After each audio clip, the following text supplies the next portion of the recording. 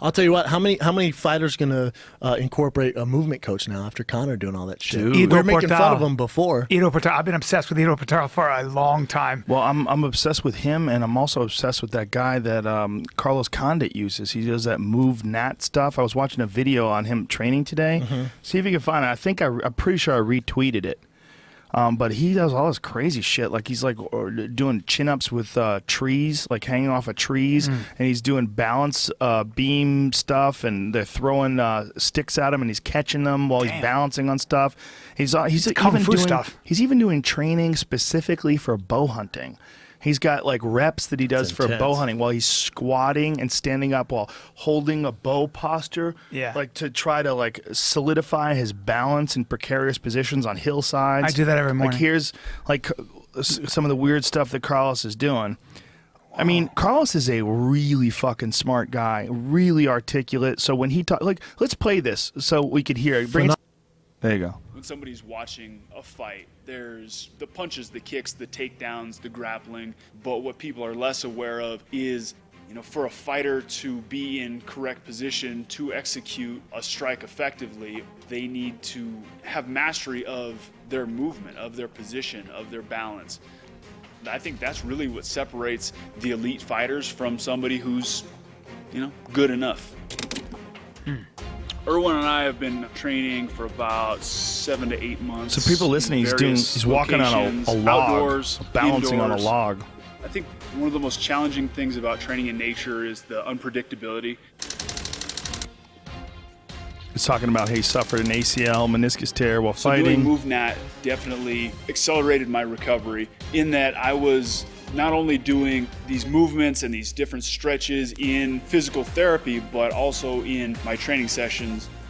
When Erwin and myself started training, he looked at some of my previous fights and he saw some things that my head coach Greg Jackson saw independently. They saw the same exact thing, but what was great with working with Erwin and working in the MovNat program is he specifically had exercises and drills to make those changes, whereas some of my other coaches saw that it needed to be made but weren't sure how to get there. This was extremely challenging for me. We're trying to relearn something that we may have lost. As adults, having sat in chairs or having laid on a bench to do, very linear stuff like bench press or squat or whatever, we've kind of lost that natural movement ability. And to gain it, it takes a lot of focus. I come home after I train with Erwin and I'm exhausted, but as we go on and I have made these adjustments and my body has adapted, it's less and less mentally taxing and, more fun. Today we had a blast. For my last fight, me and Erwin working specifically on positioning of my body, lower level stability in a lower stance, position of my feet, which helped me move forward and backward quicker, which I think ultimately really helped me with the victory. I was able to move in and out of range effectively and land strikes and ultimately get the win. Wow. I think that it's not just for elite athletes, it's for anybody. It's anybody who wants to get in shape, anybody who wants to try something different. Maybe you're into lifting or you're into yoga or any different thing. I hear all the time, I'm plateauing. I'm strong, but I can't move. I'm flexible, but I have no power. Ultimately, we're trying to be the most functional, able-bodied athlete, person, human that we can be.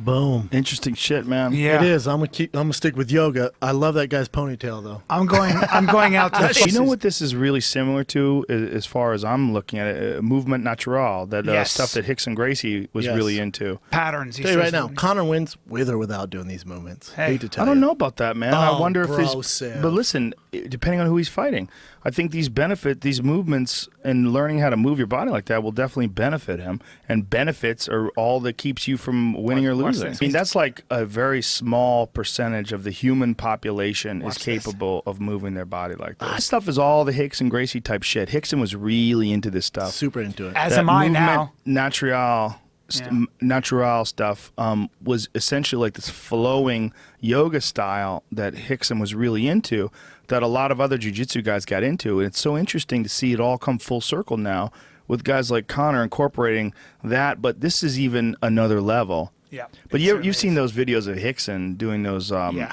full splits, standing full splits on a balance beam, saying the guy's impressive physically and that it helped Conor to train with that guy. Obviously, Conor's not stupid. He's figured out how to become the world champion with one punch. True. I mean, he's not a stupid guy. Yeah.